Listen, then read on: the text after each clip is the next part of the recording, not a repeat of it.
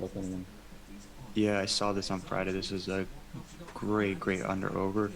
Uh, they, this wasn't really on our watch, but it is important to document it.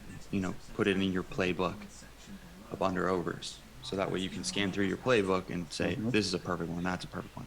Yeah. But the thing is see how it dips here in pre-market below the J lines.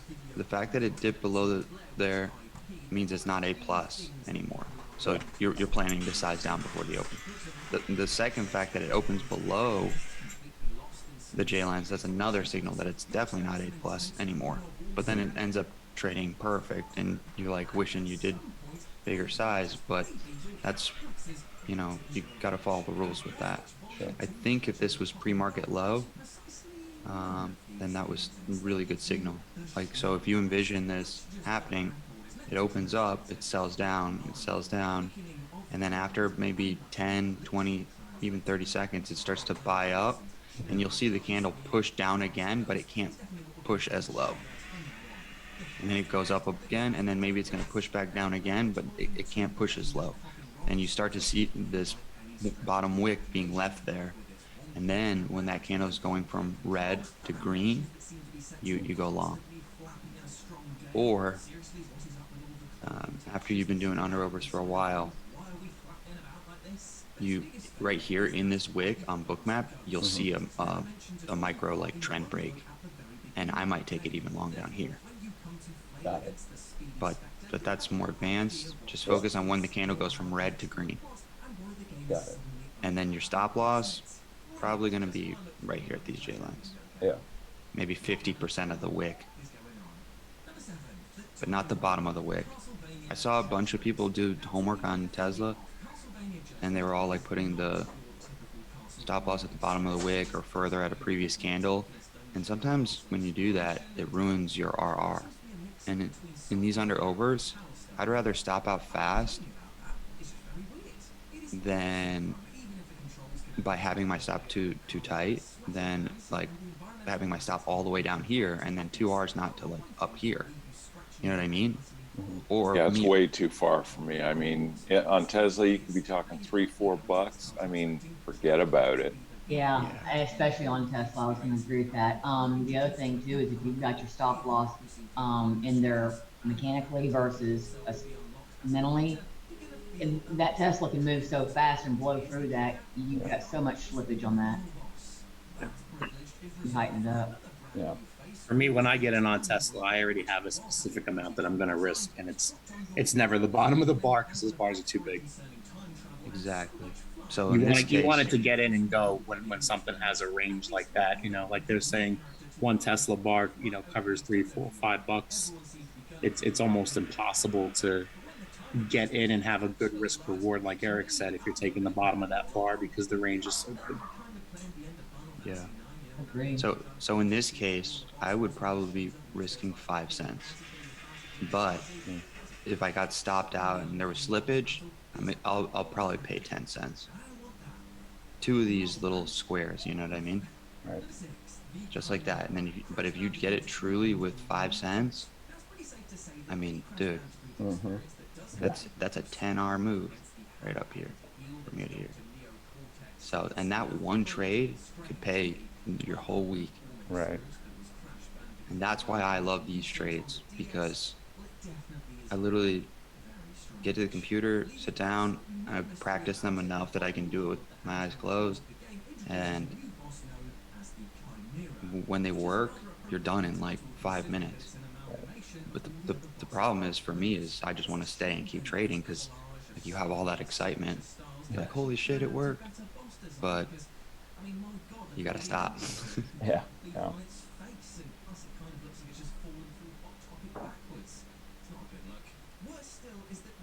They actually don't have a problem stopping. It's like, I'm up, I'm green, stop. Yeah. This one, the last two, so Mara and also AA, as Tom mentioned, Mara's was a similar move to AA as well.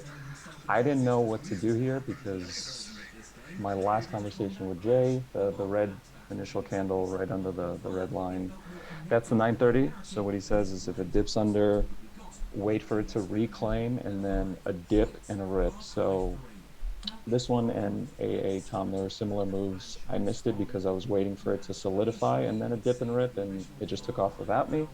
So my question is, was it valid just to buy at the top of that red line, or should I have waited, or maybe I'm misunderstanding Jay?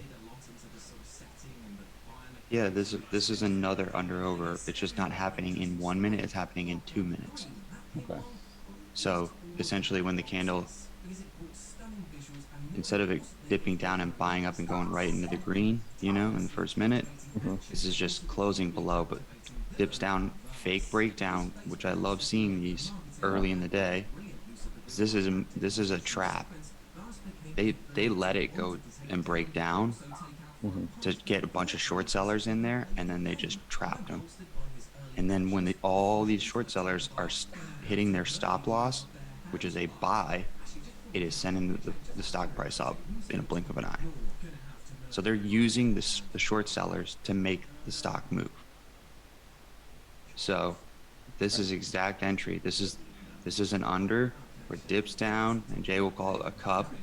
It dips down, and then as it goes through opening price, or the high of, in this case, not so much opening price, which was going to be like right here at 45.50, but through the high, that's where you go long. So when is it when I have to wait for the reclaim? Is it when it sort of goes for When a it failed follow opens. through, and then? When it opens below and it just basically sits under, we need to Okay, see the reclaim. got it. Okay, that's what I was missing then. Yeah, makes a lot more sense. So like with my under overs, I like to do them like the last one on Fubo, where it's dips down, buys up in the first minute, or in a 2 minute span like this. Which this past week I had two trades, two under overs this past week that were just like this. Okay. So sometimes, like, depending on the market conditions, instead of it working in a 1 minute candle, it works in a 2 minute candle. Right. And I bet you sometimes it does it in 3 or 4 or 5 minutes, but I don't like to take those as much. I know Tom sometimes get those where it's more of a, longer curl, but it's not as much of a momentum play at that point. I mean, it is, but It in doesn't have this the case, same force. exactly. This, you take it. Is anybody using I know Jay talks about like a 1024 tick chart. Is anybody using something like that to help like break down those two bars to get a better entry? On Bookmap, I have the 10-second. 10-second, Yeah, Yeah. Bookmap's better. And Toss the tick I love chart it. sucks. Okay. Yeah, no, you can't do it on Toss. But on Bookmap, just go like this in Bookmap. Press on the Yeah. stethoscope or whatever microscope, Yeah. and press candles, and then just flip. So it's at like 1 minute like this, and then you gotta open it and scroll up, and then you got 10-second. And I guess you could do 5-second, but I like I 10 use second. 5 seconds. What's that? Yeah, hit close. I think Jay wants people to use a tick chart if they don't have a subscription to Bookmap. I think that's the only reason he asked them. But I think he prefers, from what I'm seeing in the mentoring videos, he prefers Bookmap. Okay. Oh yeah, Bookmap's way better, but yeah, not everyone has it. So he learned on tick charts in the days before Bookmap. Yeah. Okay. Yeah, Richard showed me how to do that, and that 10-second candles, especially at the open, you're seeing more information in each candle, which is important, and especially in the beginning of the day. Later in the day, not as important. But yeah, Richard showed me that revolutionized my trading. Yeah, honestly, after the open, after like the first hour, I don't look at 10 seconds anymore. I go to a minute. But Yeah. and off the open, depending on what stock it is, it's either a 5 or a 10-second candle for me, because they just show you the curls happen so much cleaner and nicer. And the better thing about having the lower time frame candles is you don't really get wicks on them. So you get to really see it play out much better. I think sometimes the wicks confuse people. You see the tail at the bottom of the bar, but you're not thinking of it in your head as that's actually a curl, And when you put it on a 5 or 10-second candlestick, you'll see that curl. So Exactly. It's amazing all the things that go on in a candle that you just have no idea until you get it, Yeah. until you get Bookmap. Yeah, It's right. crazy. Yeah, and then you start to see it like in these bottoming wicks. There was like two like micro flags, so this thing was like selling off, right? And then it pulls back, so it makes like a it's like selling off, and then it pulls back up like a flag, and then this thing broke down again on this wick, and then it did a whole like trend line break. Like, I mean, it's hard to envision, but after you use these 10-second candles, there was like two pullbacks and a trend line break that happened right here in like an under 1 minute span. And it seems kind of obnoxious thinking about that, but in the beginning of the day, in the opening candles, and this really applies to big caps, especially, not so much small caps, but when you see that data, it's important. So yeah, and just to show you guys, like, this is how I do it. So like, just let's jump back right quick. 9:30. Okay, so here's And the I've open. started to use those 10-second candles at the opening. Yeah, I see what you mean. They're And then really helpful. I just put on the ray like this, and then I just go like this. I'm just gonna connect that to that real quick, and then this will I'll just be drawn all over it. And then I'm like, okay, maybe not. Maybe let's connect that like that. Is that a recording from Bookmap? Like This is- in the software, or is that a recording software? No, this is actually Bookmap from Friday. Okay, cool. So, but you can record it in Bookmap?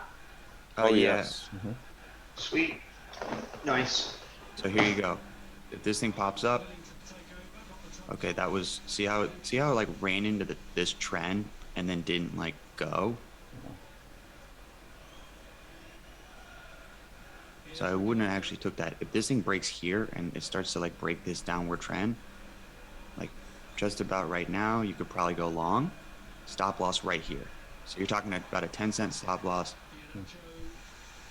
And let's see if it fails. I mean, this is like super scalping that I do. And probably I'll cut it right here because I don't like it doing that now. That's not a true momentum play. Maybe if you didn't cut it, looks like it's gonna start going right here, But do you see how like this was like what time is that? 9:31, 9:32. Basically a minute. Yeah, basically a minute. Look at, you got like a trend break.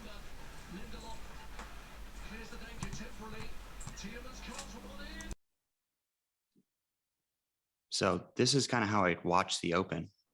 This thing breaks here, this thing could get going up. But I don't remember what, I think we were looking at Apple on Friday. And this is not exactly the best example because this past week it was so choppy. Look at, someone added liquidity here. Two things are going to happen. It's going to either run away from this liquidity and not fill this guy's orders, or it's going to go right down to him. And then Yeah, the liquidity on big caps seems to work different from that on small caps. yes, I agree 100%.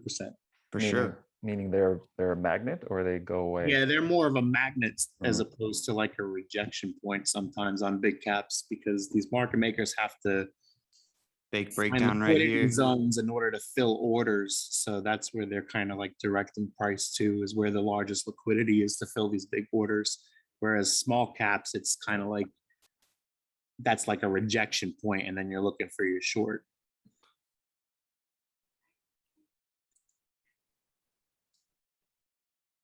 Okay, so now what's happened is it's like 9:33, right? And you're still in the opening range. Like, you're still here. This is not good. This is not momentum. This is like, and this is what it messed me up this week too, because Tuesday I lost. I broke like a 22 or 23 day green streak because I decided to like fight a little bit. But yeah, it just the market was really, really choppy this past week. I mean, even Jay said it. So see how I drew that line right here, and then this thing starts to break down. But there's liquidity here, so, and it's already been chopping, so it might just stay chopping. One of the traders that Bookmap has is Scott Pulsini, and when he talks, he says if you look at the orders, like the order up there around 144.24, they've been there the whole time. Those other orders that are coming in are more like the spoof orders that are trying to direct price to go to those big liquidity zones on the big caps.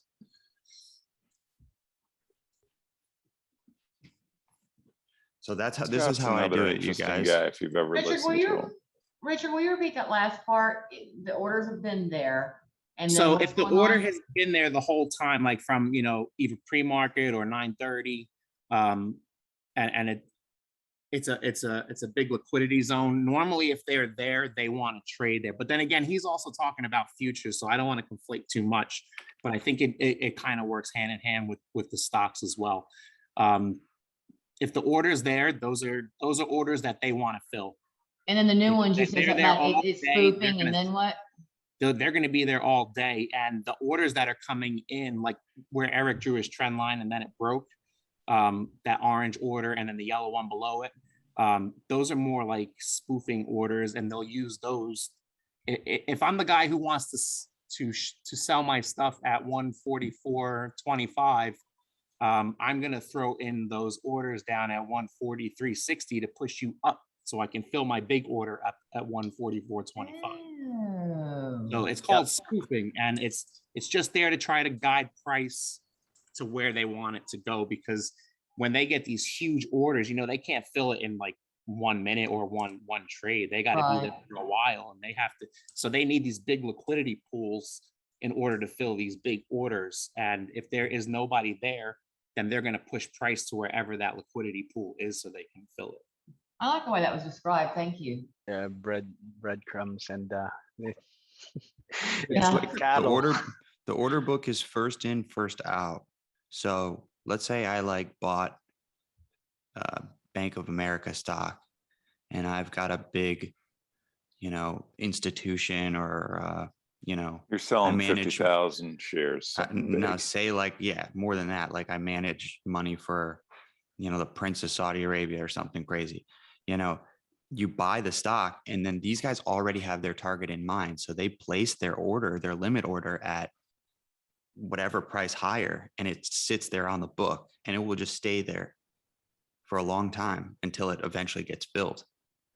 So it's kind of like how, you know, if you would have a bracket order, you choose your stop loss, and then you choose your target. They're doing that, but like for a maybe 3 or 5 year target. And you're saying, okay, I hope it gets there in a year or 2 years.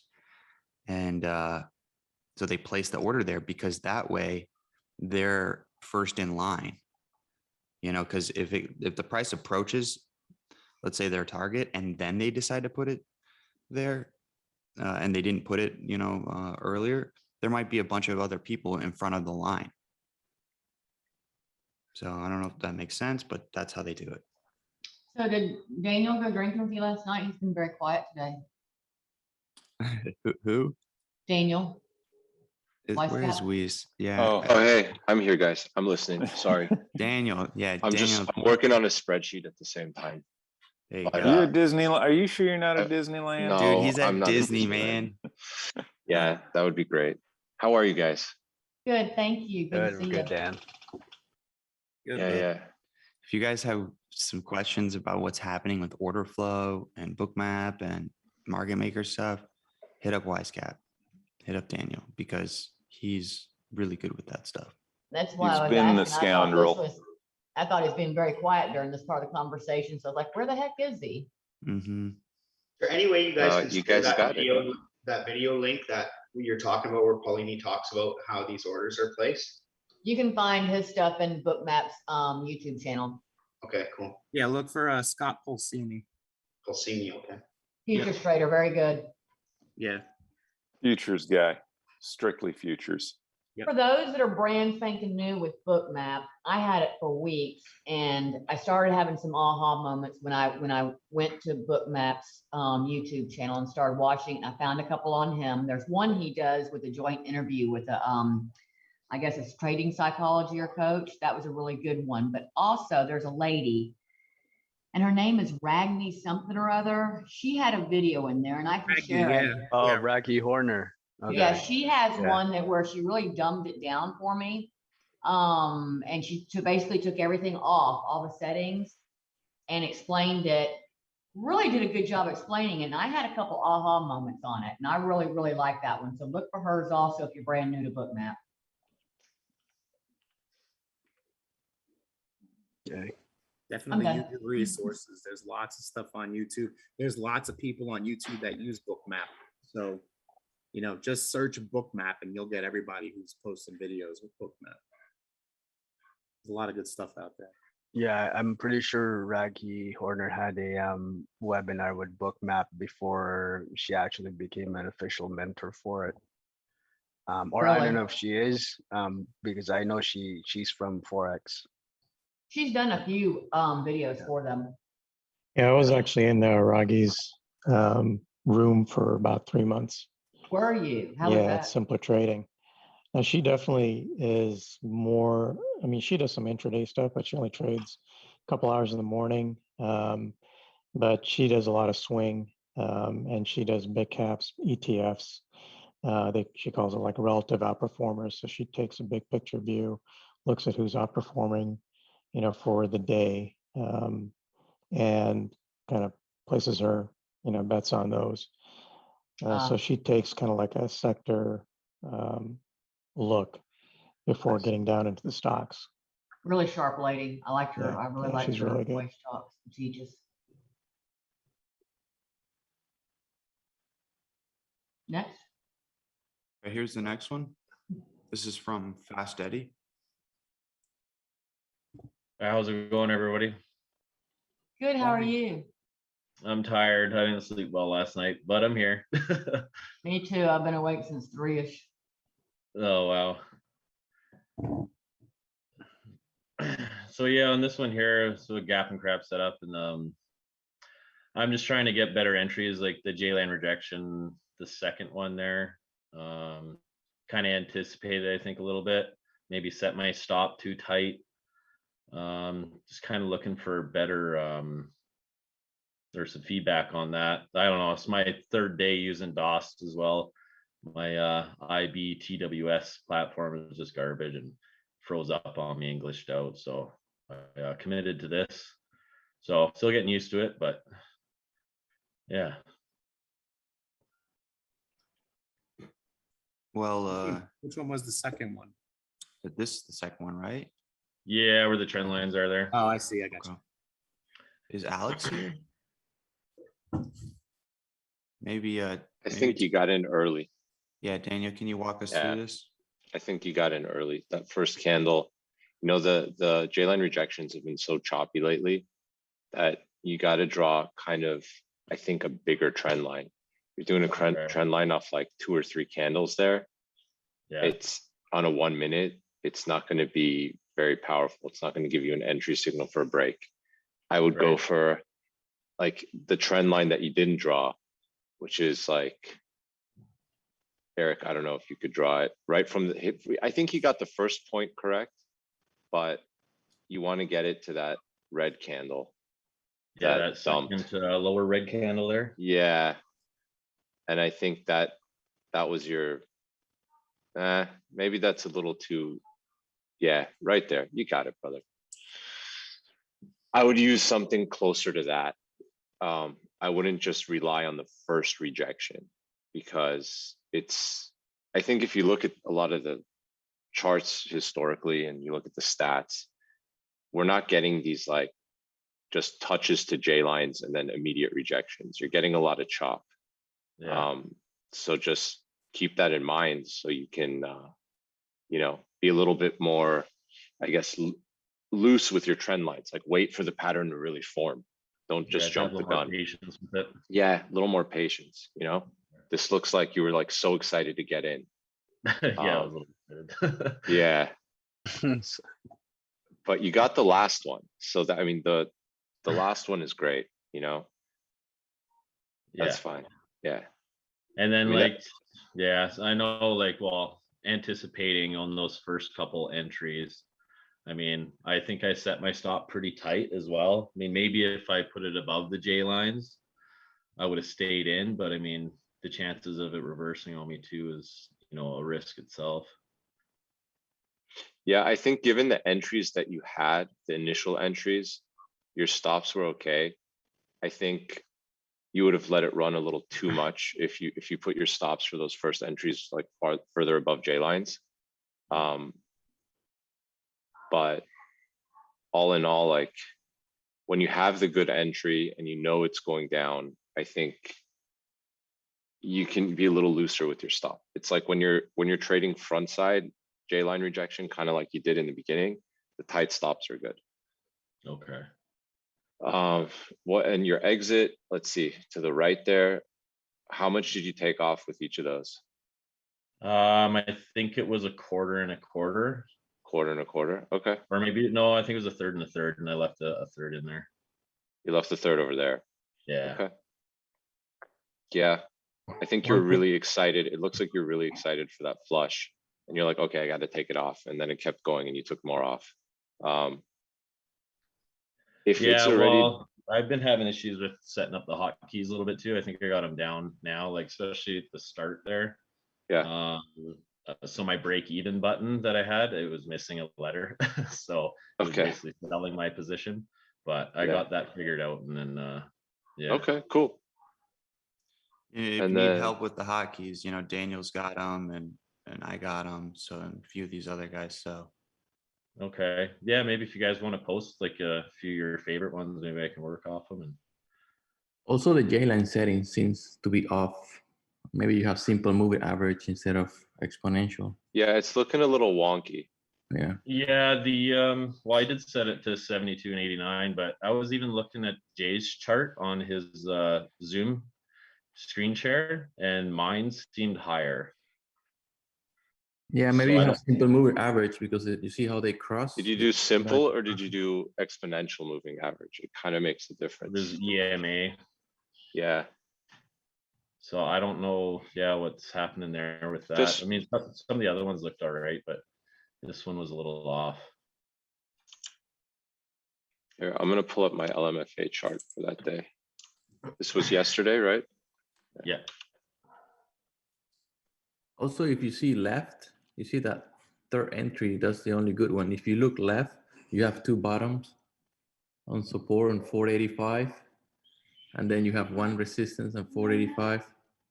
If you waited for the price to get there, you will have saved, you wouldn't have done those first two trades. Mhm.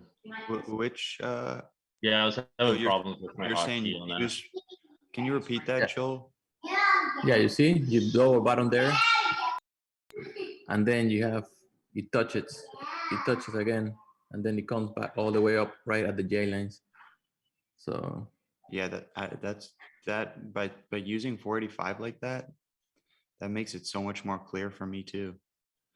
Held it here, held Okay. it here, broke, retested it here, which Yeah, this entry was super sexy. And then yeah, you wait for the retest again here. Okay, I see that. Not too now. anticipating here or here. You know, let Yeah, it try to go through. On those first two flags there, I kind of waited for the candle to break the bottom side of the previous candle before entry. On the But- first two flags. So there's the first J line rejection, and there's the first flag after it. Up a little bit, yeah, right there. So yeah, these entries, I just waited for the candle to break the bottom part of the other candle to enter. That's what I don't know. I felt pretty good about that, but Mm. not sure if that's exactly how to play it.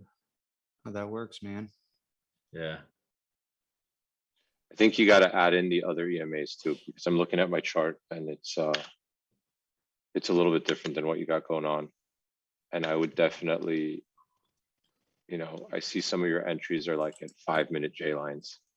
If you look at my chart, I'm just gonna text this to Eric. So you guys Yeah, can I think compare. I You took can use the it as 500 reference. lines.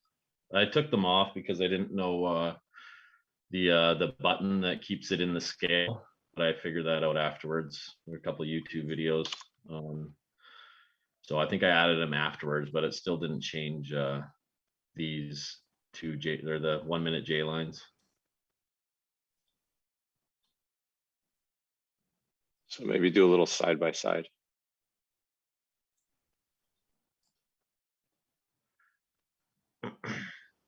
Yeah.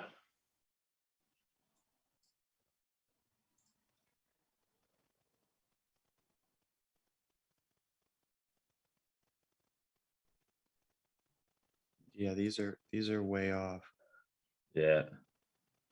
Yeah, they're higher, right? And they're moving a little differently too. This was the entry that you were looking for here, Yeah. right? At 11:30. Yeah. And that's pretty low. That's at like, you're almost at the 200. So is this too low to For, take the for J line me, rejection? for 'cause me, you're it's there? like for me, it's kind of like a C setup. Yeah, B because or you're too C, close. B or C setup. You're really close. It already dipped under. It's going back up. You know, it did go lower and it worked, but you definitely have to size accordingly. You know, For the better one, second J line yeah, rejection. Yeah. yeah, the better one was that plateau to the left. That first one you took. And there was the first, I mean, on my chart at 9:50 or around 10:03 or something like that. You see that up there, go up? That was the Oh, okay. Yeah. perfect J line rejection where it was just, you know, coincided Stop. with like a VWAP stuff. That Yeah, was I the think I entered there, but again, trying to Yeah. figure out my hotkeys and Yeah, I missed- totally. It takes a while. I'm Yeah. changing my hotkeys all the time, so it's a work in progress for everybody. Yeah, Don't even definitely sweat it's it. a whole new platform for me. So, but I'm Yeah. getting the hang of it. Start with I- simple hotkeys. Don't try the big complex ones. That's Yeah, Yeah, I made that that's what I did. mistake. Yeah, you're gonna get all over the place. You Yeah. gotta build into it. Yeah. But the A+ was that one. Then you got the second one where there was that plateau to the right of that. Yeah. And that I think coincided with a heat map. And then after that, you already touched the 200. It's kind of, Yeah, the 200's right there too, which Yeah. you can tell that your J lines are lower big time on that point. yeah. So I would just keep comparing charts. Keep comparing charts to J and, Okay. you know, make sure everything lines up. Yeah. Just Yeah, screenshot, it's a little odd. right click. But keep at it. I mean, this looks like you were green, so good job. Eddie, Yeah, it was a good trade. on the chart in DAS, right click and go to study config and send me Yeah. a screenshot or take a screenshot of this right now. Okay. And that's for a 1-minute chart. That's for a 1 minute. Yeah, exactly. And this is, I use 250, but it should be probably 200. Yeah, for small caps for sure, do the 200. Yeah. And then for the other J lines for the 3-minute and 5-minute, just multiply his settings by 3 and 5. And you'll get there. Eric, can you send me a shot of that? I can't see it on my screen very clearly. Sure. That'd be great, please. I'll send it to you, Eddie. That was actually Tom. Oh, And you, Tom, I know. Tom and Eddie. Yeah. So you want me to take a screenshot of that right there? I'll send it to you. Okay. Just make sure you change your last EMA to 200 instead of 250. It is on 200. Yeah. I'll send it over to you right now, Eric. Okay.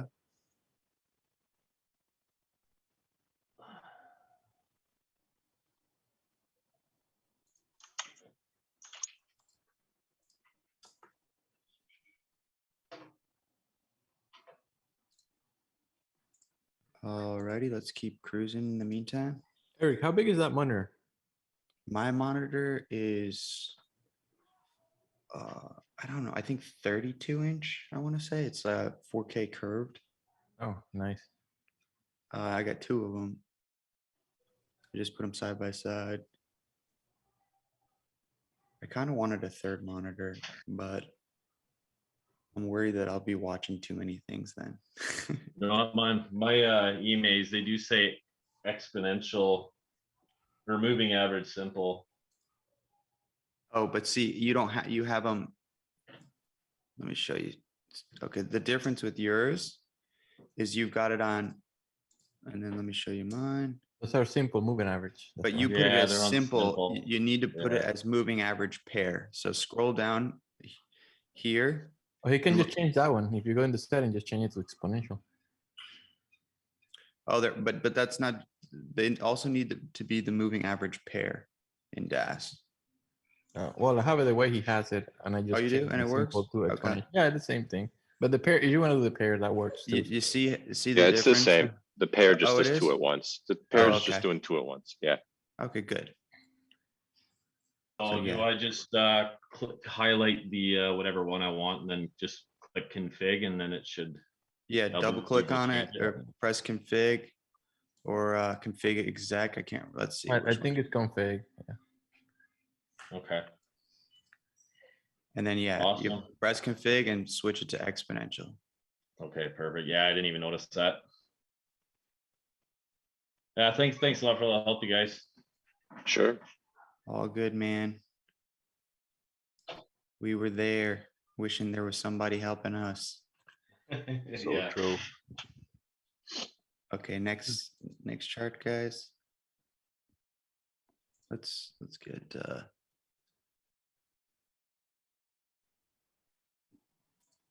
we got top tick here.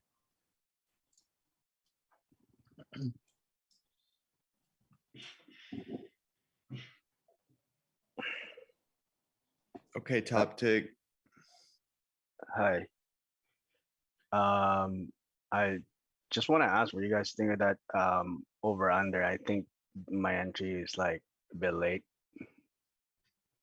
I think I might have saw that a bit late on Bookmap, and I just entered and got out everything, and then I was already expecting FFD to happen, so I reversed and then took out at the 3-minute J line, sorry. Got stopped out the rest. Then sort of like saw this under over JLR. It's B because like it's not really trending. I mean, I could be trapped here inside the range, so I just took it half size. And I just feel this it went down. I think my peels are a little bit early, especially the first one, because I go 1/3, 1/2, 1/3. One half most likely, then 1/3, and then all out on the break of the relative high after the low. Okay, so let's start from the beginning on this. This thing opens up here and just shoots straight down, right? It didn't go up, and then you short here. Yeah.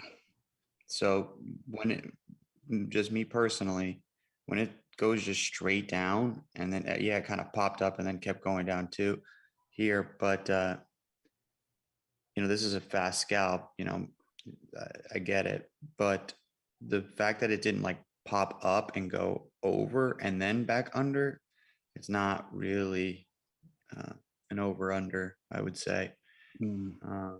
But the fact that it dips down like this and then curls up like that, this is actually almost an under over this curl. Or how I was talking about earlier. Sometimes it happens in 1 minute, sometimes it happens in 2, sometimes it happens in a few minutes. I don't really like to take these under overs as much though, personally. Okay. So I'm not trying to confuse you, but where's pre-market low and where's pre-market high? Is it this pre-market high, or is it just right up here? See.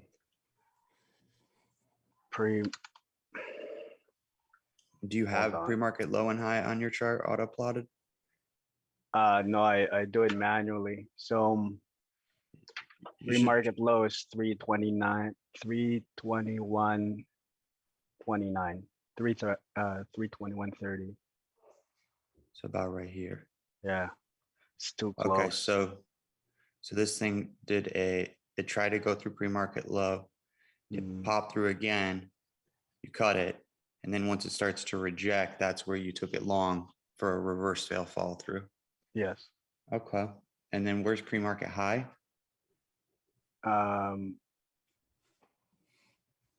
It's not even on the chart. It's too It's high. way up there? Yeah, Okay, way up.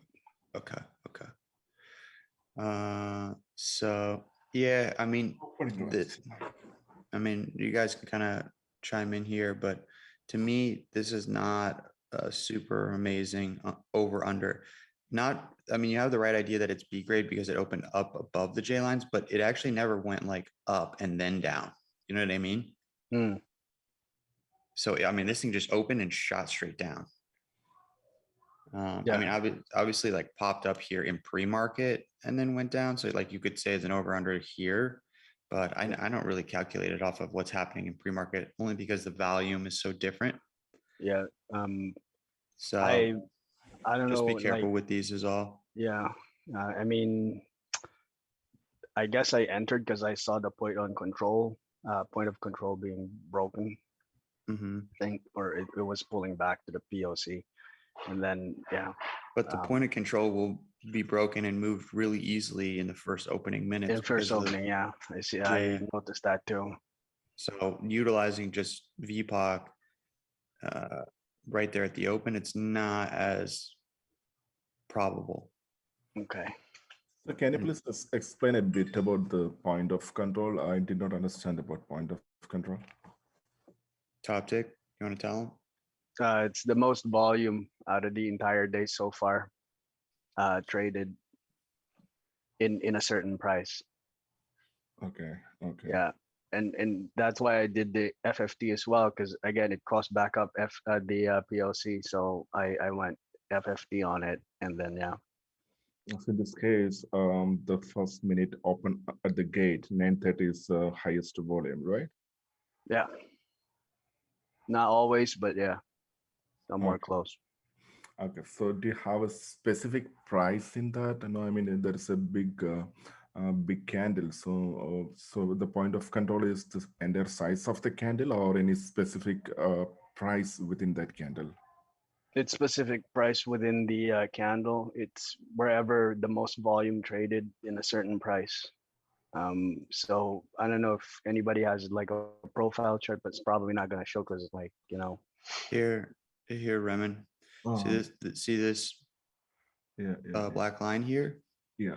This, you see how this, I got these like volume nodes here on the side of the chart. Okay. That's the volume profile. That is the volume profile. And this is the biggest point here at 45. So it puts a line there. So if I zoom out like this, and it looks like that really was watch this one right here at 42. See how the line just moved? Because now 42 is the biggest volume profile. So that 42, so that 42 will work as a magnet or pivot, something like that? It's just that this is the point where the most, what the picture that we're looking at, the amount of candles that we're looking at, this is the point where the most volume was traded at this price. So it's not the volume per candle, but it's the volume of the price. Okay. I mean, like there are two ways to look at it. I mean, the simplest way to explain it is everybody's familiar with the volume of the per time, right? You have your volume graph at the bottom of your chart. Like everybody's familiar with that. So just imagine if you were to flip that. So it's on the side, except instead of looking at volume per time, you're looking at volume per price. So it's the same concept. You just have to change in your mind that you're no longer looking at time of day, you're looking at price of day. And the other way to look at it is fairness, basically. Like, where do most people find value? Like, where do they find price to match value? And typically your high value nodes is where the whole general population agrees that price most closely matches value in that zone. And then those low volume nodes are where price is considered unfair, either too low or too high. So price tends to trade through that very quickly because like not a lot of people are going to engage that. It's like, yeah, this isn't too fair. It's too low for me. It's too high for the other guy. So it's really like, I think the two most basic ways to look at it. I hope that hasn't confused you more. Yeah. Remen, it's worth researching volume profile. Yes, sure. Thank you. Thanks sure. for the explanations. Yeah, Thank you. no worries. Also, your point of control is usually going to be right at the market open on the biggest print. Okay, if you're looking at it like this, you know, here's the volume point of control. And then as soon as the first minute opens, boom, it moves. Yeah. And this is kind of what he's looking at. Mm-hmm. See how it went through volume point of control right here? So. Yeah. I think that's what really makes the under overs and the over unders, because that opening bell print, like for big caps, you know, could be like 500,000 shares that are traded right, you know, right at the open. And that becomes the most volume. So automatically that's when where the point of control usually goes. Do you use that price as a kind of like a stop, or how do you? Well, it's significant for the plays that we take. So under, over, under, they're all based off of the opening price.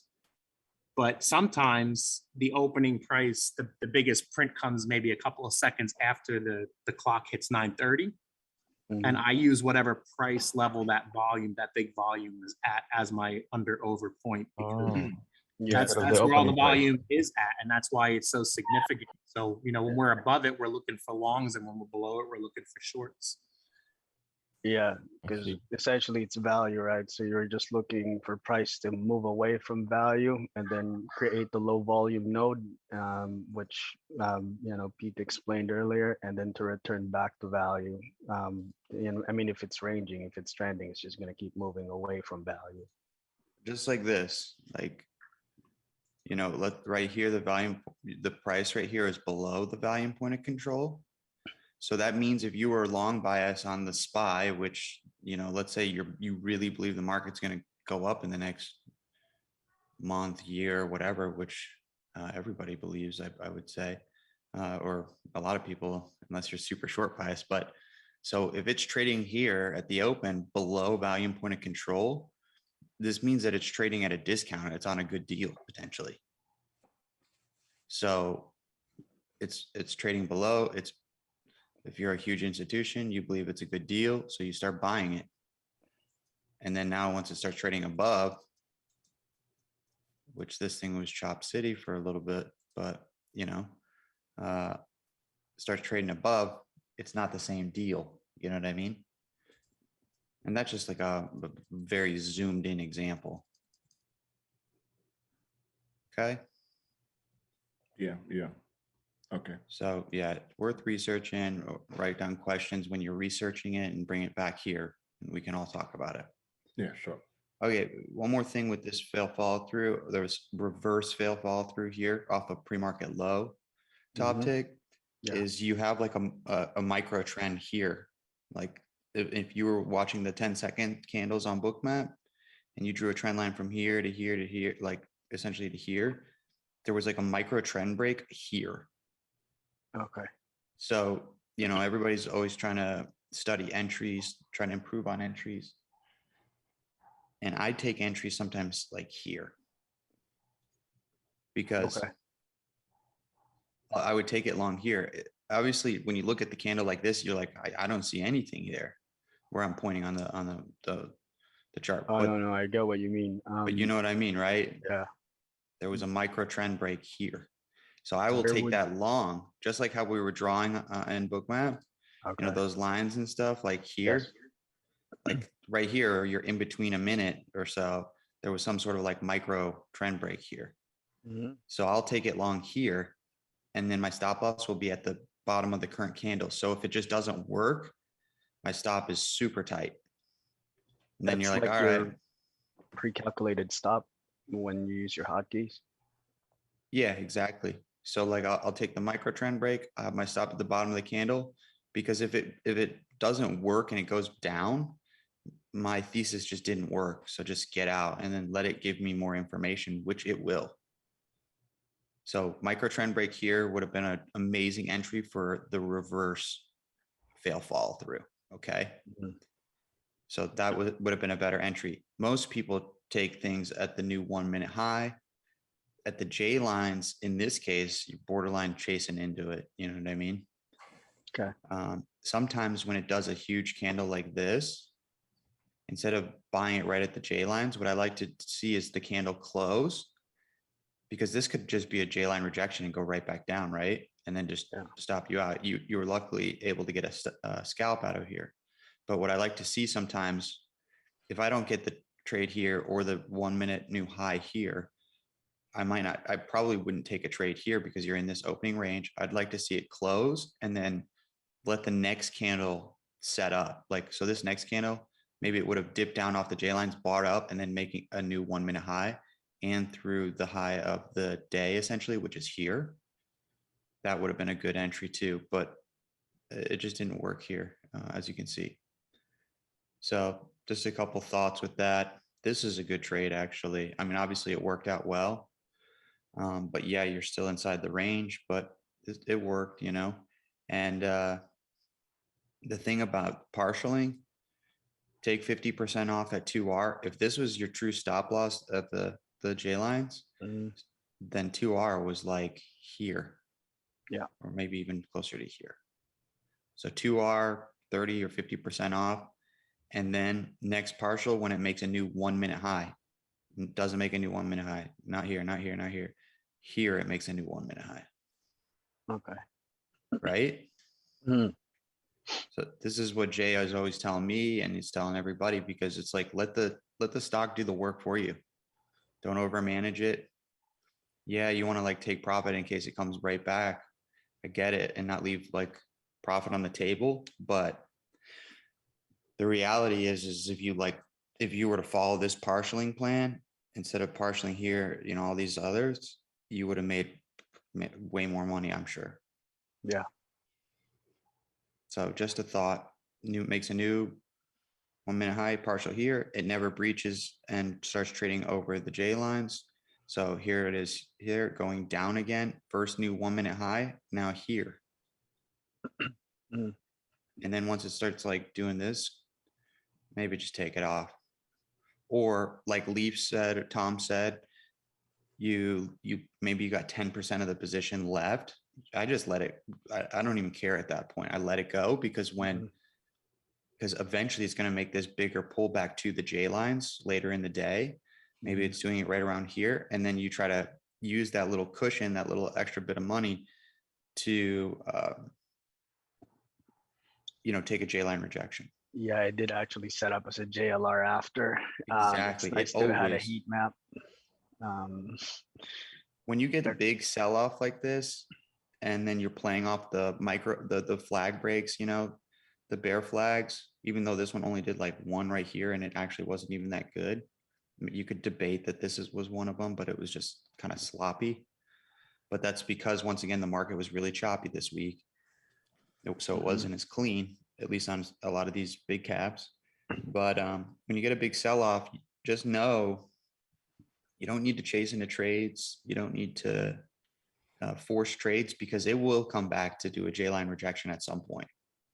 It might not be a good J line rejection. It might pull all the way back up and then just be like, kind of like how this thing did. It shoots down and then comes right back up. And then I would get out. Like if I took a flag break right here, and I'm shorting it here, I would have got out at break even probably on this candle. Yeah. And I would have like said, okay, here's the short.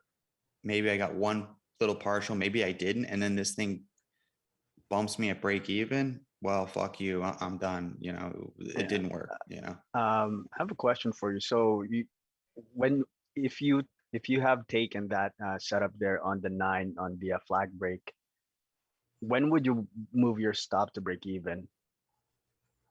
After the first partial. But see, like I would have took it here for the break of the flag, stop loss like up here, at the Okay. previous 1 minute high. Because if this thing dips down and then like goes right back up and makes a new 1 minute high, I get right out. I don't try to say, no, this was the time, this was the entry, it has to work. Nah, just get right out. And Okay. that's what Jay says he likes about how I trade is I cut my losses super fast. Yeah, I'm still trying to learn that. Use the previous 1 minute candle or use a 10-second candle sometimes. Okay.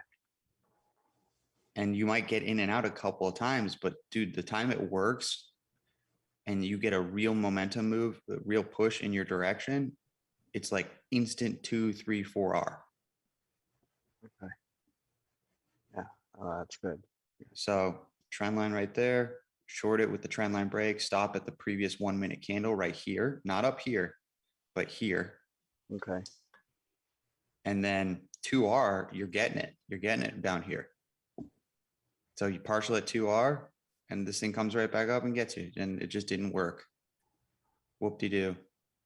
And you just move on. Right. Even broke the 1 minute high before it actually went up.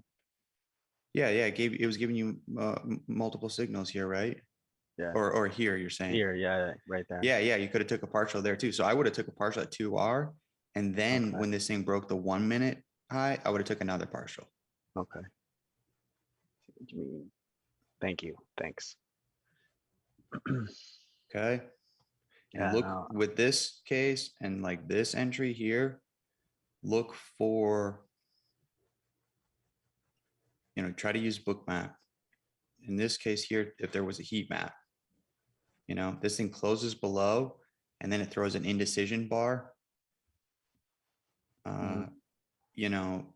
Sometimes you gotta, like, when you're trading, I think in two terms of I'm either buying breakouts or I'm buying like dip kind of reversals.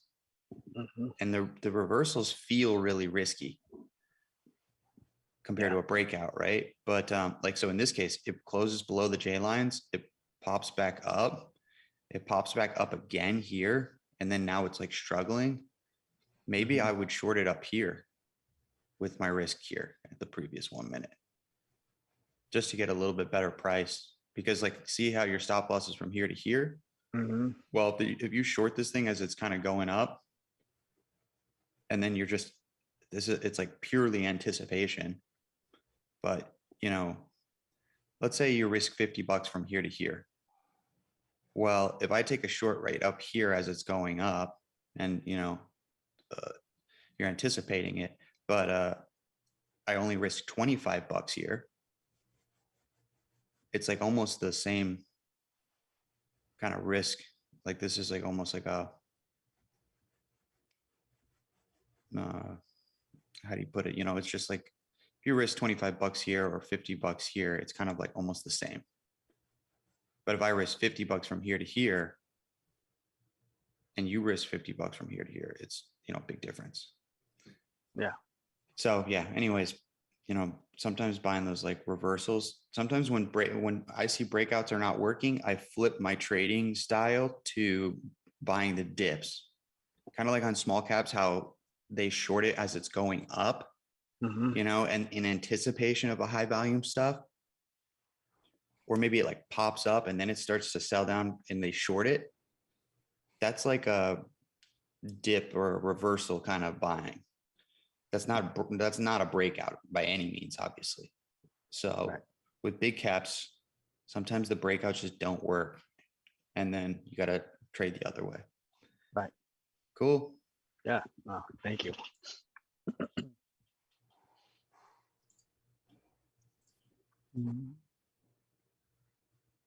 Okay, walk us through this one. So it's like this is a J line curl, right? I didn't enter. I mean, I wanted to anticipate right at that red candle, but I did not see any heat map, and the VWAP was also above. So I just waited for it to cross the 9, make a higher low after it closed above the 9, and to enter there. Yeah, this is good entry. Like you could say when it does like this like super steep trend line break off Yeah. of the J lines, you could do it that way, but then you're taking the trade below the 9. So, Yeah. and the way Jay likes to do it is wait for it to like close here, set up, and then go back through on the 9. So this was like almost a perfect entry. The only thing is just don't partial so fast. Take off 50% at 2R, which was probably somewhere in this candle. If your Mhm. stop loss was here, 2R, maybe around here, maybe even up here was 2R. And then wait for it to make a new 1 minute low, which was here. Right.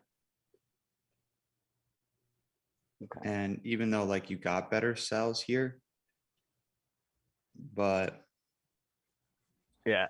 I mean, if the thing kept trending, this wouldn't have been better. Yeah. So that's where I've been doing stats of where I say like, okay, how much money did I like make by doing this? Where like, let's say it kept trending and I followed Jay's method of waiting for it to make a new 1 minute low using the 9, how much money would I made that way?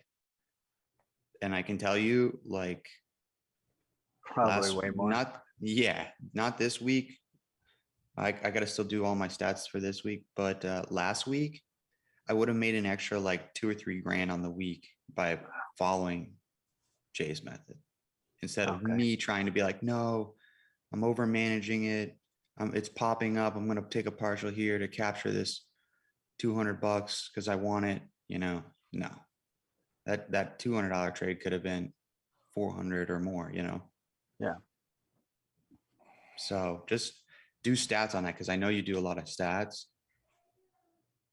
Calculate, okay, how much did I make here by doing it my method? How much would I have made if I did it Jay's method? And in this example, your method worked better by getting the partials up here, I'd say.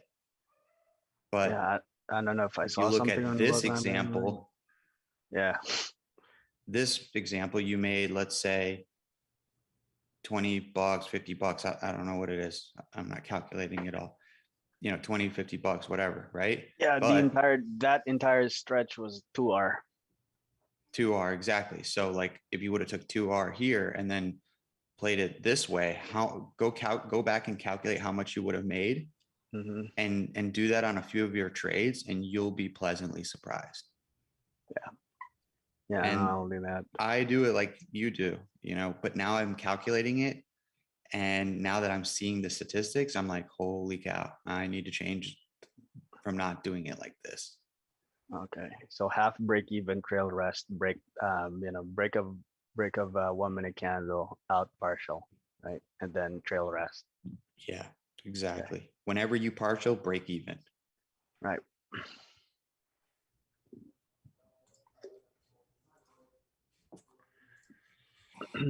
Okay, we're gonna skip around here. Pete, what do we got here, Pete? Show everybody. We've been seeing all these good trades. I want to show everybody a really nasty one. So I didn't trade much this week. They were all scalps for the most part. Some trades on Amazon that were good, but this little experiment here took out like probably just under half of my gains for the week.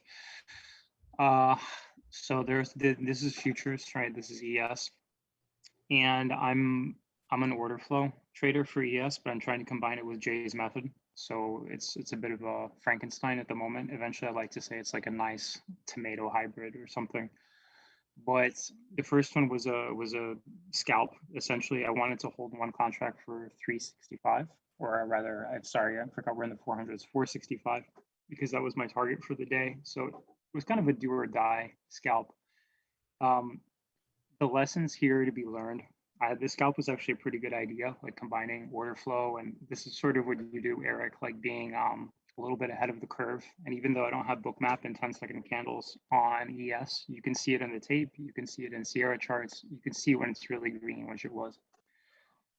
My lesson here is that this is for everybody, I was staring at Thinkorswim, at my charts, because whatever I have them set up, they're nice, they're colorful, and executing based on the candles. But there's at the open, there was a 4-second delay between Sierra So what I have marked here on the charts are where I clicked buy in Sierra based on what I was seeing in Thinkorswim, which were the green arrows, but the fills were the yellow ones. So Oh, I wow. was getting filled either a point, 3/4, or even a 1.25 above where I was entering. I mean, look at the second entry. So Sheesh. what happens here, I mean, one of the issues is after a trend day was maybe being a little bit too impatient. I saw the tight range overnight, but these have a tendency to chop around, and which is what encouraged me to take a scalp early on. But the washes happen within the candle. So even though, you know, you're seeing this in the past, so you're seeing what happened, but at the time that the candle opened, it was a small dip, a little wick to the bottom, and then pushing through, which is when you normally hit buy. But futures are easily manipulated, and washes can happen within a candle 2, even 3, 4 times. So I got washed out on the first one to the tick, essentially. I tried again when it was a J-line curl setup. So you had a push above, close above the 90 MA. The next candle, you can see, so if you zoom in on that to the right, you can see the zoomed in. I did that little Oh. call out box. You can There see we there go. really easily. Yeah. Yeah, So, I gotta zoom in. yeah, so the candle opened, went down. This is right above the 90 MA, So you reclaiming the got 20.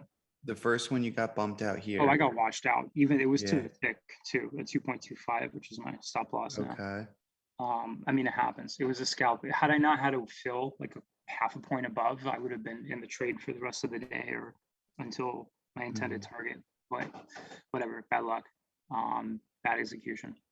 And then the second one, I mean, it started out a perfect dip, right? It opened, it dipped a little bit, just barely touched the J lines. And I hit enter, but you can see with a 4-second lag because I'm staring at the Thinkorswim chart because I didn't have this similar chart set up in Sierra, which I do now. It's an expensive lesson. That's where I actually got filled. And that Wow. immediately came back down, washed, actually made a wick lower than it was originally. So I was bumped out. This was pretty late at the candle. So I was bumped out on the next one. I mean, within 10, 15 seconds. And then the lesson here for everybody is a stubbornness. I think somebody else has a 3 strikes rule, which normally I have as well, except I consider the first one to be a scalp. So it just, again, it's your bias of really, really wanting to be in the trade. The tape was really green, like CVD, cumulative volume delta was really high, especially for open. There was a lot of liquidity above. I mean, this thing wanted to go, which it did. So it was just my stubbornness. And the lesson here is, yeah, be patient and try different setups. Like I tried a scalp, didn't work fine. I tried a J-line curl, didn't work fine. Like wait for a trend line break, which would have been the correct thing Yeah. to do here. And It was a really choppy week too, though. Yeah. So that some of those odds are against you. But my first question is, so are you getting the free commissions with Thinkorswim? no, I'm not trading in Thinkorswim. I was referring to the chart because I have all my Oh, J. okay. Um, So then your fill should be pretty instantaneous then, right? well, I'm looking at Thinkorswim and I'm clicking on Sierra because that's where I have my Oh, where I trade okay. contracts.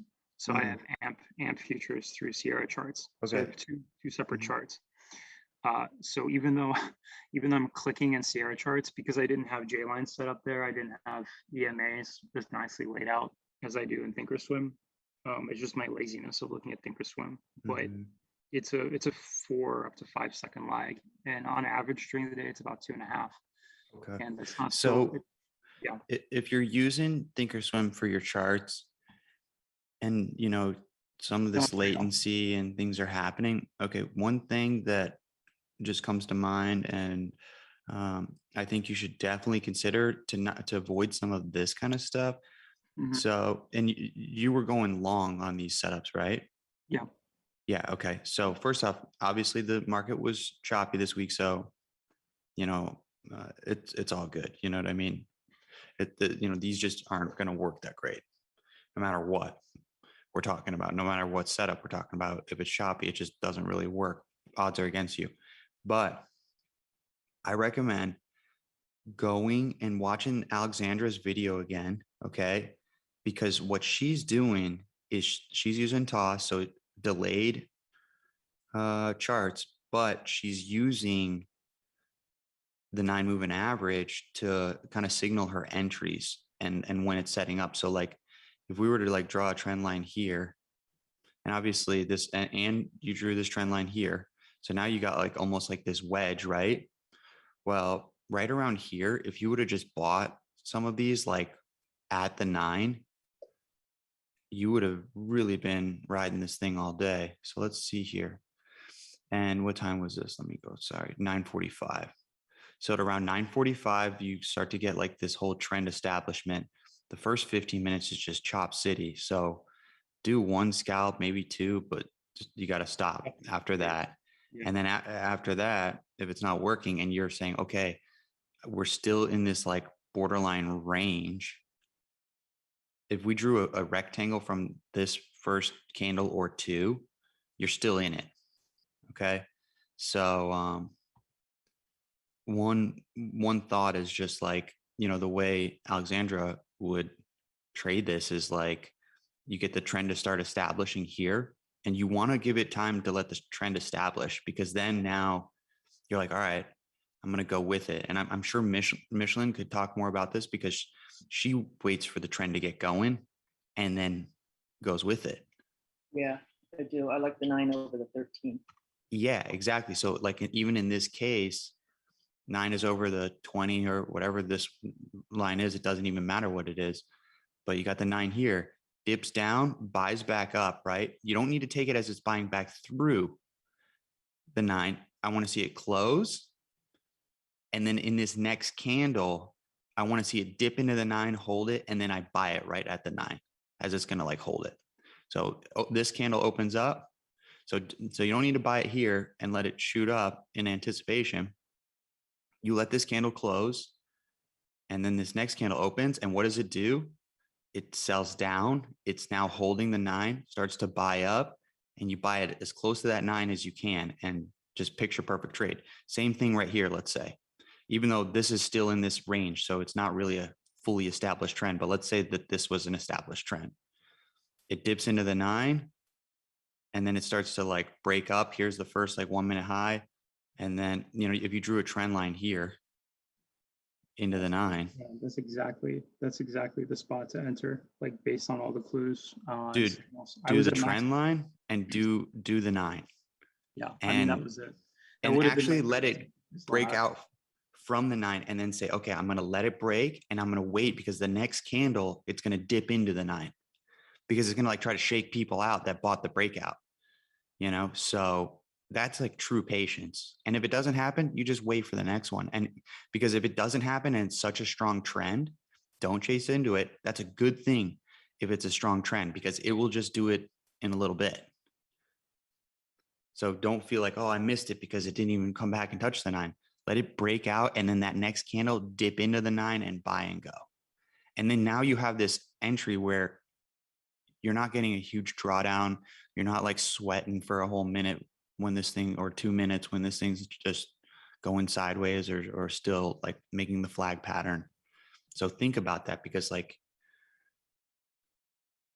this one wasn't as clean, but these are not as good anymore, because why? Look at freaking ES sold all the way back down into this range, bought off of the bottom of this like range. It bought up here, bought up here, bought up here, dipped all the way back down to the bottom of the range. It's range bound right now, you know. And what did it do? It came down here, test the bottom of the range, bought back up. Yeah, which is So tight on Friday. you know, so try to look for those trend line breaks, and then let it break out. And then like even here, if I drew a super steep trend line here, it didn't actually break out till about this candle, right? But I don't need to take this breakout candle and be a breakout trader, because it's harder this week for that to work. I let this candle close, and then I let the next candle dip into the 9, and then I'm buying it. So just a thought, even though, yeah, like if you bought the breakout here, you'd have a better price. But if I let this candle close, and then I buy as it's touching the 9, and then starting to like buy back up here. I know that's kind of hard to see, but you buy it here as it's touching into the 9, you're not even actually like going to be drawn down, but like what, one tick, maybe like $12.50 with one contract, you know, and then this thing just goes. And then now you got 3 points or whatever it is, you know? Okay. But this it's hard right now because, dude, this is range bound and you can't have your stop wide enough to like trade range bound. Like who can, unless you're wanting to risk what, hundreds of dollars or more on a trade. It's difficult. Yeah, So wait for I this think trend to establish. Here it is again over here. Micheline knows we're chatting. She knows I really wanted that 65 that day, and I was so fixated on it because I know. you never know when something's gonna hit. But I mean, dude, all that liquidity, all the signs were just screaming 65 is gonna hit and reject, and that's exactly what it did. And I hate when it goes to plan. It's just the execution and the trading is that really that's the golden key. Yeah. You can have these It was levels ahead it was hard on Friday. Yeah, it was. The thing is, with your order flow analysis, which is really good, and you have targets, which is really good, but getting there, that's the hard part. That's the key. And with your stop losses being the way they have to be, because you can't risk $1,000 or whatever on a trade, it makes it difficult. So just go back, look for established trends, look for the trend line break when the trend's already getting going, and try to get it when it's dipping into the 9 and use that 9 moving average. That's what Alexandra does, and she wins almost every day. I think you would have gotten there on Friday if you hadn't taken yourself out of the game right up, or exactly. Not you, but your lag just really hurt you right out of the game. Yeah, I definitely would have. Yeah, I definitely would have been in the first trade. That's the thing with scalping though, and trading the open, everybody, is that if you can't take more than, if you're risking too much and you can't take more than 5 to 10 trades in a day, then scalping at the open is dangerous because you got to be able to take a lot of paper cuts and then you hit a grand slam. And that one will like make it all back. Just like the way I do it, I'd take those really tight stop losses and I might take 3 losers. And then all of a sudden that 4th one works and I'm good. I'll make money that day. And then I do my risk management of, okay, now I'm up $200. I can not risk more than $100 on this trade or else I would have to stop. Maybe I'll risk 75 or $50 and keep inching my way ahead. So just a thought for you, but don't take yourself out of the game because now you're just going to sit here with a loss, pissed off, and watching this thing go, and you're going to see good setups later. Because, I get it, like trading at the open is nice because sometimes you get those momentum pushes and then you're just squeezing out points very quickly. But the problem with ES is, dude, you got to risk so much money that it's difficult. You know what I mean? Yeah, it's too easy to manipulate. And it's way too easy. I mean, dude, this week I was upset this week because I had 2 losing days, and it's like, and one of the days I was kind of fighting it, and the other day it was just I took a trade that it was just on really low volume, and it's just the market wasn't there.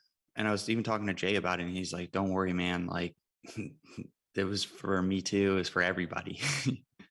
Obviously there was me yesterday in mentoring. So yeah, obviously there was good trades. Don't get me wrong. There was great setups. There always is great setups and trades, but there wasn't as many. So it's like you're going out fishing, and for some reason at your fishing hole, there was not that many bites that time. But other days you're like, holy cow, I can't reel them in fast enough.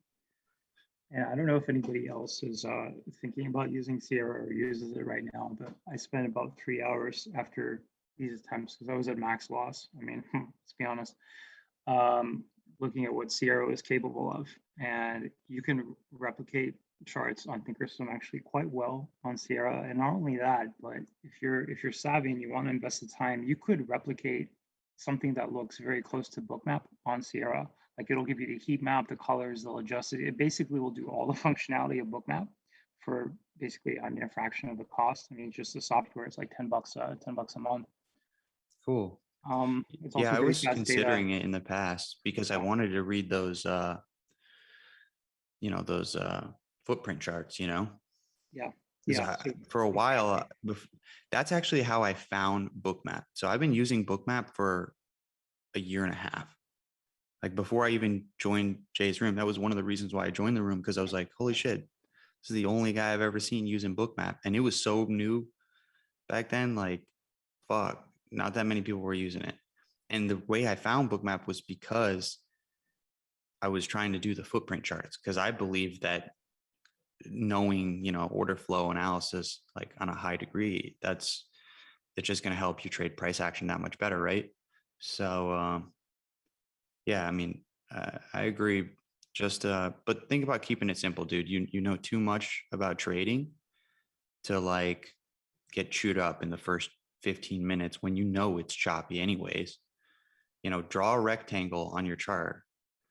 So, right out of the gate, I'm sure you can do it on Sierra, but, draw a rectangle in that first minute or two and just say, I got to be careful trading here.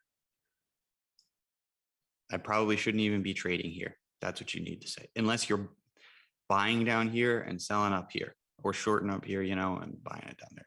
Okay. So just some thoughts. Gotcha. Yeah. Thanks, guys. The way my trading has improved is by just waiting for a trend to go and going with it. A trend that's above pre-market high, or, a downward trend below But pre-market low. that kind of takes you out of doing over-unders and over-unders, right? But I mean, I've done, I get one attempt, maybe two micro attempts at an over-under. And if it either works or it didn't work, and then I'm just like sitting back and waiting for something.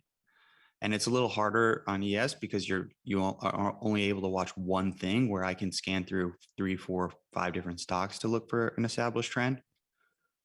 But that's okay. I mean, you just have to be an even more patient person and say, hey, the trend just didn't establish on this thing, so I'm not here to trade it.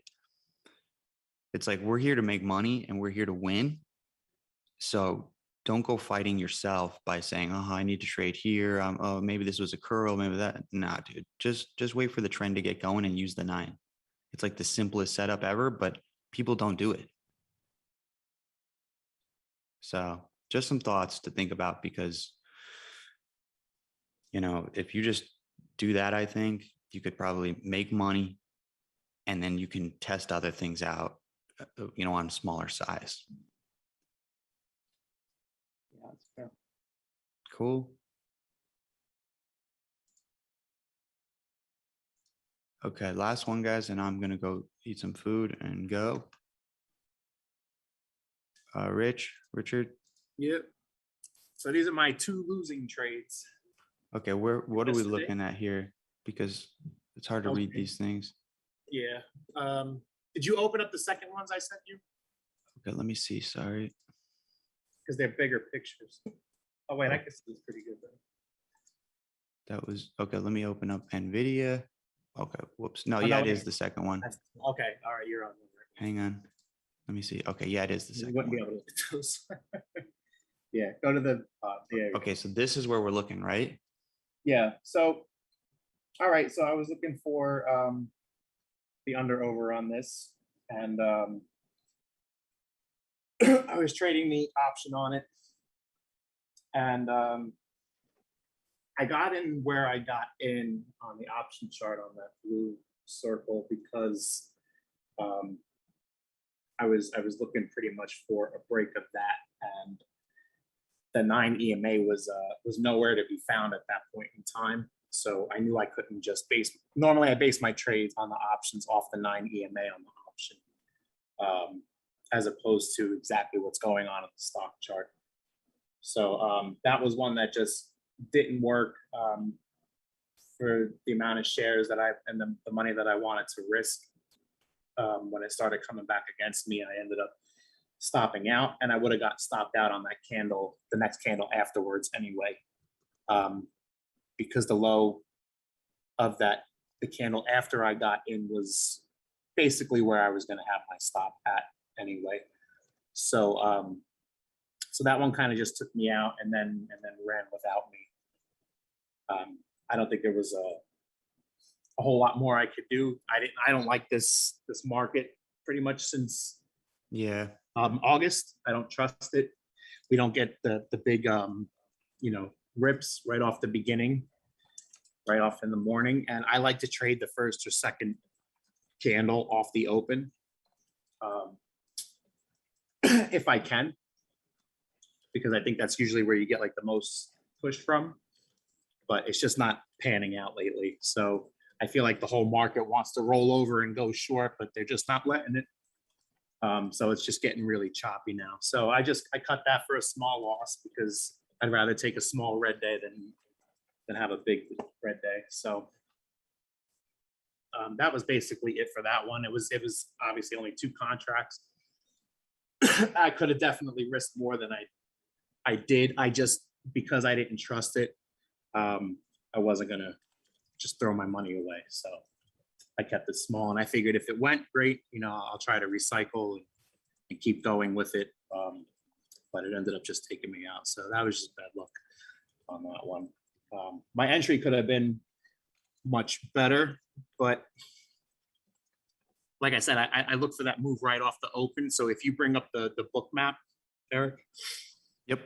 For that one. Let me pull that up real quick.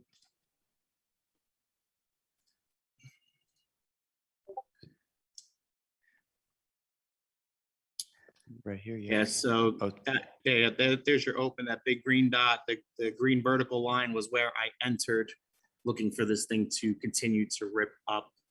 I did want to see it get a little bit above that VWAP since I didn't have the 9 EMA to play off of on my option chart. So so that's where I got in, and then I stopped out. And actually where I stopped out on the red vertical line, right at the 9 EMA there, would have been a great place to add something because it ended up going anyway. So it was still looking in my favor. It's just I didn't want to give it enough risk. So I just took a small cut on that. And then I was going to re-enter, but after that, I switched over and I looked at NVIDIA, and I tried to take NVIDIA for a failed follow through. Are these these are 10-second candles too? Yeah, those are 10s. Okay. Are you drawing the lines for like the trends and stuff like that too? Yeah, I usually I put it on, but because I closed it out and then marked up my chart later, okay. I took it away. So okay, good. Yeah, but yeah, as it's going, I do trade it. I do okay, yeah, because if you drew that to there, I mean, beautiful trade here. If you drew this one to like kind of here, it broke down here, Yeah, and we want to say we should have the patience for it, but you really never know. And the way this thing dipped and then started to pull back up right to the open level, you see how big that 10-second candle right before my green vertical line is. That seemed strong to the left. The green vertical line, yeah, that candle right there, that big green one, that green 10-second looked stronger than all the ones prior to it. So that's why I decided to take it at this point instead of waiting. And I figured if we got to pre-market, or if we got to the previous high and it didn't go, then I would get out or look to take profits right up there. But I just didn't get it. So yeah, it was choppy, dude. Yeah. And then my other Good trade read, would be, what's that? Good read. Yeah, I felt like it would go. I didn't trust it. I felt like it would go. But because of where I got in, it was just ended up being a little too early. So I guess in this market, I should probably let the open play out a little bit more. Yeah. Before I go in. But same thing when I was telling everybody. I'm so excited when that thing opens, like to see that dip and curl and start to come back up. Like I want to grab that one. Yeah. Because when the market is good and when the market is trending strong, like pre-August, these things will just take off. So, and then NVIDIA, I looked at that one, and again, my entry wasn't great on that one either, but I wanted to see that 9 EMA get rejected. So I took it on the candle after that purple one, which ended up being like a bottoming tail bar. And once I saw it starting to reverse, I have the book map for that one too. Yeah, right there. And yeah, walk me through this one again. Because I see here on this 1 minute, this chart is at what, 9:35 or 6 or something, right? Yeah. So then where would the entry be here? Oh, where the red line is?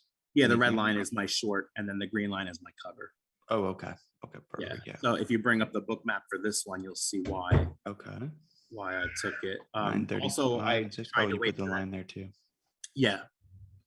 Yeah. Oh, So just this thing squeeze looked through, like it yeah. was going to go down and break that previous low there. Yeah. And that's kind of what I was looking to grab. Uh-huh. And when I saw it start holding up, and then we had that support come in right where my green vertical line is, I Mhm. said, "That's it. I'm getting out." Yeah. because It's definitely going to go back up, at least range bound for now. This is where, like I was saying earlier, this is like a breakout trade, and the breakout trades, especially this past week, were just not as good for some Exactly. reason. Yep. So sometimes you gotta like think in reverse and dips, dip trading. Yeah. I see what you're saying. Like you take it for the break here, it just didn't quite work, and then if you drew a line like that to that, you cut this thing as it was breaking this trend up. So that was good. Yeah, I saw that trend line break. That I drew it as you drew it, and I was like, "No, that's." Once that support came in underneath at 217, I was like, "I'm not gonna." I was thinking about it like earlier this week. I'm like, why do trend lines work so well? Like, what does like this random line have to do with the price and people's? Does it work because traders make it work? Like I don't really get that. I think for the majority of retail traders, we're taught about trend lines, and like this is kind of like the problem I have when it comes to having like all these different gurus out there, because a lot of them will say, well, when I started trading, I had nobody to show me, and it was a big disadvantage for them, and then they act like we have everything is just handed to us. But the truth is that there's a lot of garbage out there, so we're at as much or even more of a disadvantage because the sharks on Wall Street don't want to show you how they trade. They're there to make money for their jobs, and the way they make money is by taking your money. So a lot of the stuff that's put out and a lot of the things that people teach is all really, it's backwards, and it's why a lot of people lose. And I just don't trust a lot of what these gurus say. And I've been through a couple of different rooms where I've just experienced like what Jay is talking about. Like they're telling you to buy this, meanwhile they've already bought it. They're just going to sell into you, and it's just your dumb luck. And you really got to know what you're doing. And I don't think you're going to find that through a lot of the gurus out there, because everybody who makes a couple $1,000 all of a sudden wants to start a YouTube channel and teach people how to trade, and they've only traded one kind of market. So I try to take all those things into consideration about this, but not to ramble on too much. But once I saw that trend line break, I was like, that's it for me. I don't like the market right now. And Friday's my worst day as well. So I just said, I'm just gonna take the small red day. So like you, I had 2 red days this week. I had 2 green days this week, and I didn't trade Monday. So, but I still made it out of the week green, so I'm happy with that. Oh, perfect. Good job. Yeah. Hey, green is green. Yeah, that's what I said. I said I don't want to end this week at a break even, So That's good. That means that you were thinking about where you were at on the week, and you didn't allow yourself to lose more than that. And also I took off work next week, so I get to be here all 5 days. So I'm excited about that. Yeah, I have a question about this NVIDIA. So you took 225 option, right? Yeah, I think that's what it was. Yeah. So any reason for taking the 225, because that is a little bit out the money, right? So any particular reason for that? All my options I usually take are out of the money. Okay. And the reason for that is the price of the option. Okay. Yeah, because I have noticed in the Tesla also you took 850 or 860, right? So Yeah, that one was way out of the money, just because of the price of it. Also, when I'm looking at the chart, I need to see good open interest and volume at the level. Where did you see, Remen, that it was the 225? Yeah, so see. Oh, it's written on my option right there, and Where? so to the left top green. Left top. Yeah, Yeah, above see the corner or in the NVIDIA, middle. it's Yeah. call 225, 1 minute. Call 225, 1 minute. Where? Yeah, Yeah, to yeah, the right. right. of Oh, that- right here, C225. Yeah. Yeah, that's it Okay. there, and then right in the middle of the screen. Yeah, so that means that NVIDIA option is 20, 20, I mean, 21, year 21, month 10, 22, expiring on 22 call option. Premium is 225. Yeah. Yeah, I have to, because my account's not big, I have to sometimes take a little bit more out of the money than I would had I had the account size to handle. And one more thing is, no, I mean, you took for the next week's expiry, right? 22nd. For this week, yeah. Yeah, these were Friday expirations, so. Next week, Friday, not. No, this week. These are always weekly. These are what I call lotto tickets because usually No, on this Fridays. week, yesterday was 15th. You took it 22. Say it again? Yesterday was October 15th. You took it for 22nd. Next week's. Oh, you know what? I didn't even realize that. That is next week. Yeah. Yeah, I make stupid mistakes like that. Yeah.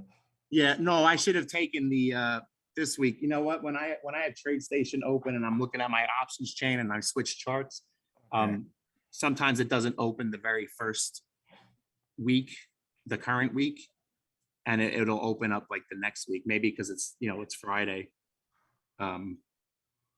Yeah, maybe. Yeah, and that's a good catch because I didn't even notice that. Thank you for pointing it out. I did not even see that.